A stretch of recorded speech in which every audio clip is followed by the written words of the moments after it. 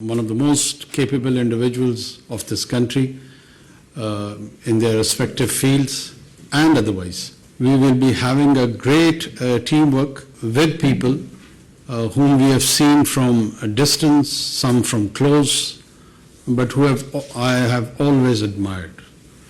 Our Foreign Minister is an inspiration for last many years for me. My friend, my colleague, Sarfaraz, who always leads from front, a very composed, dedicated professional, Dr. Shamshad, whom we have been seeing on the TV screen for many years, Jamal Shah, Murtaza Solangi Saab, Gohar Saab. If I am not naming anyone, doesn't mean that I'm not acknowledging you. I'm just giving you a feel that I'm really proud that we have got one of the best team.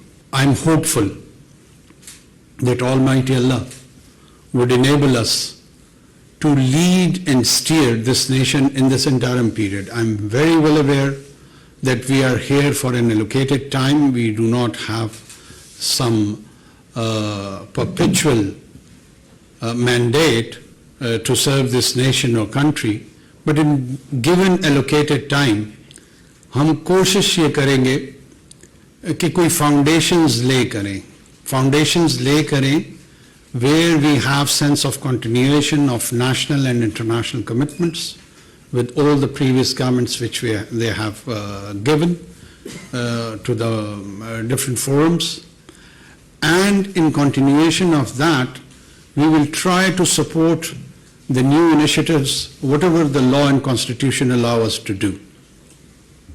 Especially Special Investment Facility Council. This is a dream come true. Even as a child, when I used to think about Pakistan, we would have been told that Pakistan एक ज़राई मुल्क है, Pakistan के पास बड़े rich mineral resources हैं, और as hailing from Balochistan, we would take a lot of pride in our natural and mineral resources.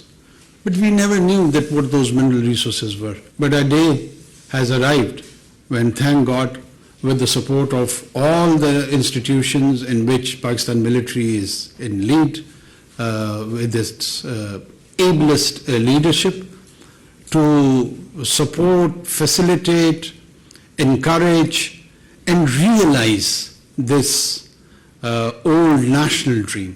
मेरा अपना view ये है कि it is not idea or a dream of an institution. An institution may be in the lead role, but it is collectively owned by around 2,500 million people of this country. So we all own it, we all support it, and we will all contribute jointly towards it. Dusra, I know it's a polarized society, and in this polarized environment, we would try to differentiate between politics and law. There is a rule and there is a rule of order. We would ensure that rule of order is not compromised in any way. Rule of order would ensure and lead us towards the rule of law. If there is chaos, if there is anarchy, no governance system, no secular system, no religious theocratic system, whatever the people of a concerned territory wish to live with it, you can't have that. So we know the sanctity of the order. That would be kept at any cost. Pakistan is owned and shared by all ethnicities, by all creed, by all religious backgrounds. Quaid-e-Azam Muhammad Ali Jinnah, his famous speech of 11th August was a projection for the idea of a citizenry where no identity-based rights would be prescribed. Rights will not be given to the people on the basis of noun, right? Rather, it would be allocated on the basis of adjective, on the basis of conduct, on the basis of character, on the basis of behavior. The best of the best has to come and excel in this society. There are many dreams around the globe, but let's start having a vision of a Pakistani dream, and let's realize this Pakistani dream. Pakistani dream is the dream of our soul. It is imbibed by the ideas of Iqbal, the enlightened Iqbal. We would strongly discourage rigidity, be it in any form, in this society. We do not stand for the forces of darkness. Rigidity may come in the garb of religion or secularism or any other form. These extreme attitude, they are not just unwelcomed, they would be discouraged. They would be curbed and controlled by the law. I have a deep sense that along with our economic challenges, which are huge, with an able team like yourself, we will try to ensure financial discipline. We have a sense of sanctity of the taxpayers' money, this money on which we are having today's meeting, consuming this water, tea, traveling, doing any sort of actions. It is paid by the people of Pakistan, and we have that sense of sanctity towards them. By the common vendor, he contributes towards our gathering. By a shopkeeper, by a civil servant, by a teacher, by a lawyer, they all contribute towards us so that we can deliver for them the social services. We can provide that secure environment for them. So that utmost duty, inshallah, maybe it is for a month, 2, 3, I don't know, or 3.5, whatever the allocated time is, we will demonstrate not through our words, but through our actions. The minorities, inshallah, will stay protected in this country.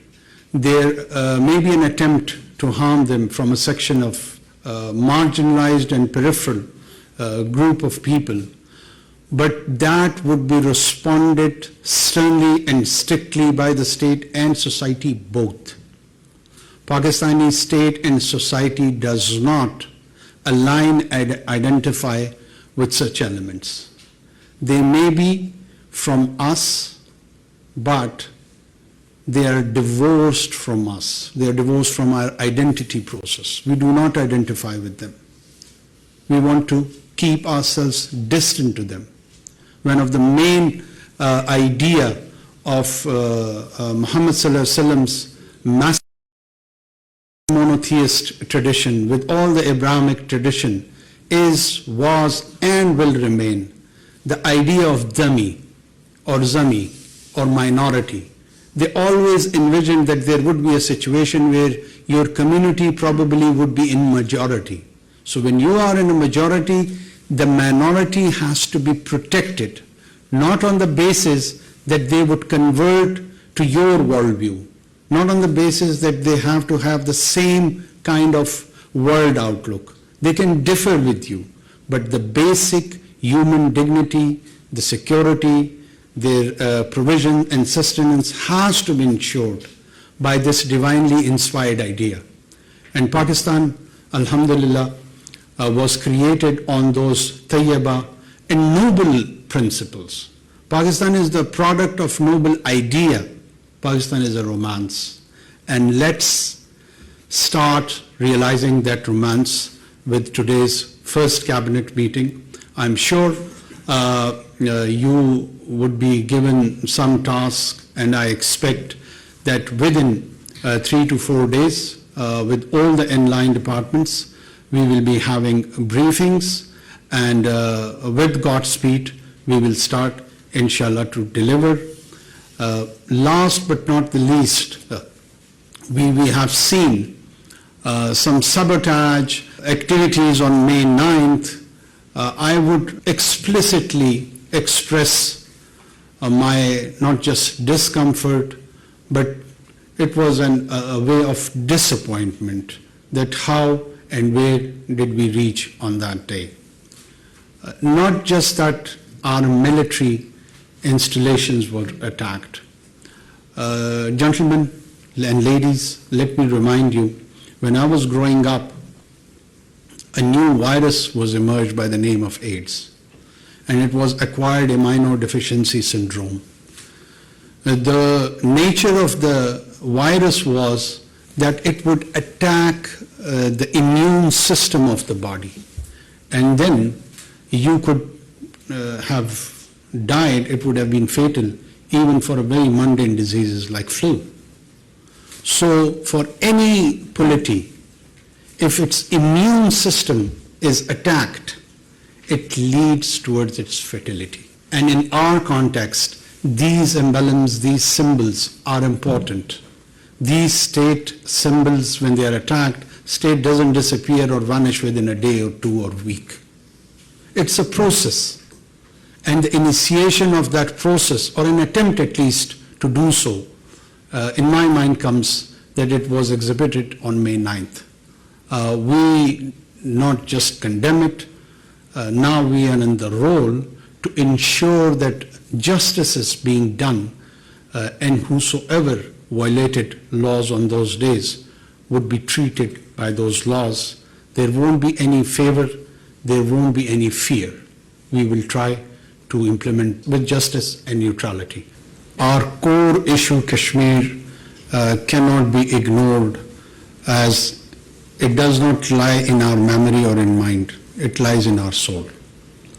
And body can transform, soul can't. So for us, Kashmir is eternal. Thank you so much.